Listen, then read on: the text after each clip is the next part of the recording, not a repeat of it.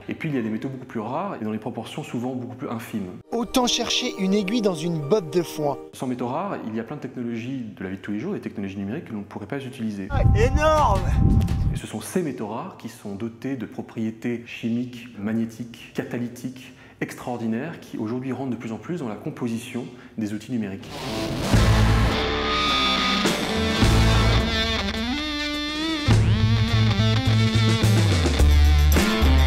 Donc les métaux rares, ça fait 6 ans que je suis le sujet. Je suis allé dans une douzaine de pays pour étudier cette question. L'extraction de ces métaux rares est un processus particulièrement polluant. Le raffinage se fait avec des produits chimiques. Il faut énormément d'eau dans ce processus de raffinage et l'eau n'est pas retraitée et elle est rejetée notamment dans des lacs de rejets toxiques non loin de la ville de Baotou en Mongolie intérieure. Vous avez des villages à moitié fantômes, désertés par leurs derniers habitants qui, pour ceux qui restent, meurent à petit feu de cancer. Je précise que ce réservoir-là déborde régulièrement dans le pays.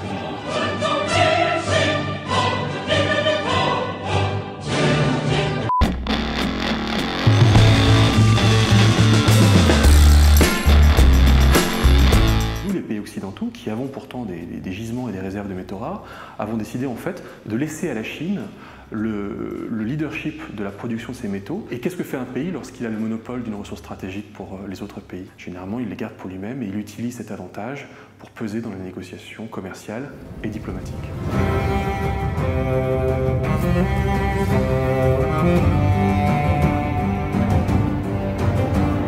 En septembre 2010, sur fond de tension avec le Japon, la Chine cesse d'un seul coup toute exportation de terres rares, un métal très stratégique, à destination du Japon puis des États-Unis. Et donc là, nous sommes finalement dans le premier embargo de la transition numérique. Et les industriels japonais m'ont dit c'était la panique. Il faut imaginer l'importance du high-tech dans l'économie japonaise. C'est l'un des pays qui, dans le monde, dépend le plus de ce secteur économique-là.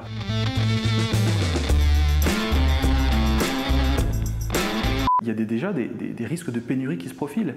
Et ces risques de pénurie sont calculés par les meilleurs experts mondiaux qui vous disent mais à l'horizon des 5, 10, 15, 20, 30 prochaines années, eh bien, au rythme actuel d'exploitation d'une mine, nous allons arriver au bout de la ressource.